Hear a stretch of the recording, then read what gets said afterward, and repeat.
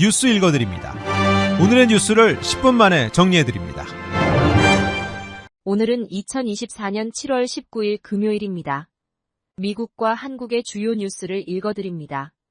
마이크로소프트의 클라우드 서비스 장애로 미국과 호주, 유럽 등 전 세계에서 네트워크가 다운되는 등 온라인 서비스 대란이 벌어졌습니다.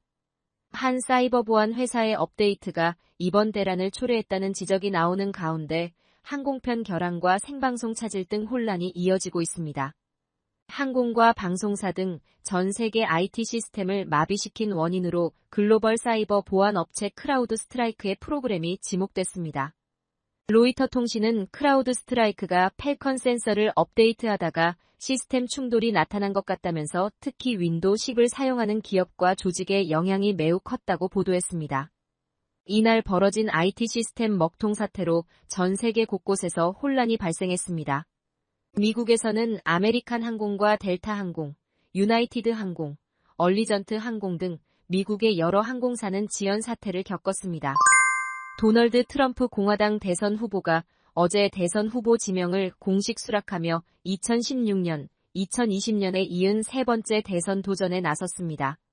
지난 13일 피격 직후 처음으로 대중연설에 나선 그는 대외적으로 미국 우선주의, 대내적으로는 통합을 추구하겠다는 뜻을 밝혔습니다. 또 김정은 북한 국무위원장과의 하향식 외교를 재개할 뜻도 분명히 밝혔습니다.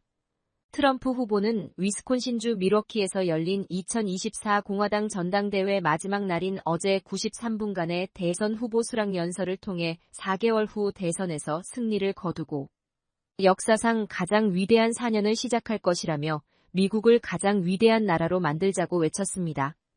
트럼프 후보는 자국 산업 보호를 위한 더 강해진 미국 우선주의도 예고했습니다. 트럼프 후보는 다른 나라들이 미국에 들어와 우리를 약탈하도록 내버려 두지 않을 것이라며 미국에서 판매되는 모든 제품은 미국에서 만들어져야 할 것이라고 밝혔습니다.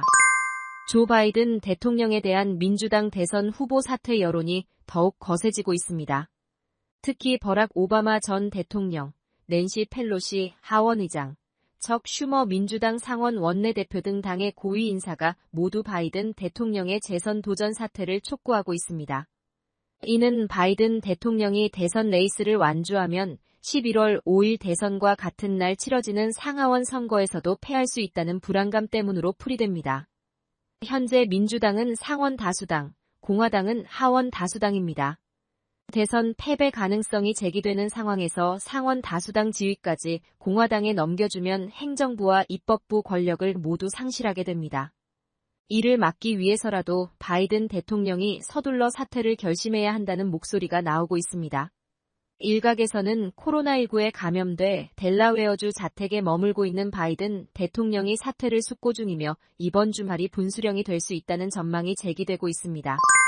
민주당 안팎에서 조 바이든 대통령에 대한 대선 후보 사퇴 압박이 계속되는 가운데 이를 타개할 방법이 보이지 않으면서 바이든 대선 캠프는 참담한 상황이라고 CNN이 보도했습니다.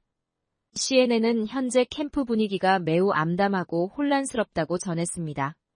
바이든 대통령의 첫 대선 후보 TV 토론 참패 이후에도 그를 지지해온 백악관과 대선 캠프의 보좌관들마저 후보 사퇴 논란이 계속되면서 시간이 갈수록 민주당과 대통령 모두 상처만 입는 상황이 너무 부담스럽다고 느끼고 있다고 전했습니다. 일부는 그만둘 생각이라고 말했으며 일부는 이미 조용히 단념했다면서 바이든 대통령이 이제는 다수가 불가피하다고 생각하는 후보직 사퇴 결정을 내리길 기다리고 있다고 CNN은 전했습니다. CNN은 민주당 지도부 다수는 바이든 대통령 사퇴 여부를 둘러싼 논란이 계속될수록 도널드 트럼프 전 대통령을 상대로 이길 가능성이 줄어드는 악순환에 빠졌다고 느낀다고 전했습니다. 한국 뉴스입니다. 도이치모터스 주가 조작 사건을 조사하는 검찰이 지난해 김건희 여사에게 보낸 서면 질의서 내용이 공개됐습니다. 서울중앙지검 반부패수사이부는 지난해 상반기 김건희 여사 측 변호인에게 70여 쪽 분량의 서면 질의서를 발송했습니다. 지난 2021년 12월에 이은 2차 질의서였습니다. 질의 내용은 도이치모터스 주가 조작 사건 1심 재판부가 공소시효가 남았다고 판단한 2010년 말 통정매매 정황에 집중됐습니다. 하지만 수사팀은 당시 아무런 답변을 받지 못했고 김 여사 측에 제3의 장소에서 대면 조사도 제안했지만 답을 듣지 못했습니다. 수사팀은 조사 내용이 많아 대면 조사가 불가피하다는 입장인 것으로 전해졌습니다. 국민의힘 당권 주자들이 마지막 방송 토론회에서 맞붙었습니다. 나경원 후보가 대통령 탄핵 청원 청문회 저지 농성을 한 여당 의원들이 기소된다면 공소 취소를 요구할 거냐고 한동훈 후보에게 물으면서 거세게 충돌했습니다. 한 후보가 어제 사과했던 패스트트랙 사건 공소 취소 부탁 논란이 다시 거론되면서 공방이 격해진 겁니다. 원희룡 후보가 한 후보 발언이 경솔했다며 비판에 가세하자 한 후보는 김건희 여사 문자 논란의 책임을 거론하며 맞받았습니다. 윤상현 후보는 전당대회가 지나치게 과열되고 있다며 계파 정치부터 청산해야 한다고 비판했습니다. 국민의힘 제4차 전당대회 당원 선거인단 모바일 투표가 19일부터 이틀 동안 진행됩니다. 이후 당원 ARS 투표와 국민 여론조사가 함께 진행됩니다.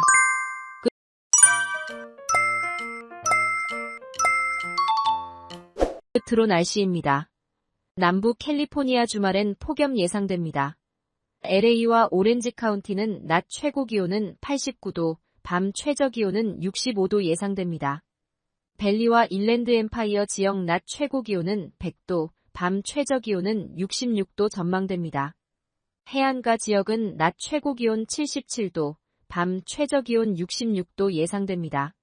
산간 지역 낮 최고 기온은 84도, 밤 최저 기온은 53도, 사막 지역은 낮 최고 기온은 107도, 밤 최저 기온은 75도 전망됩니다. 오늘의 뉴스 읽어드렸습니다. 고맙습니다.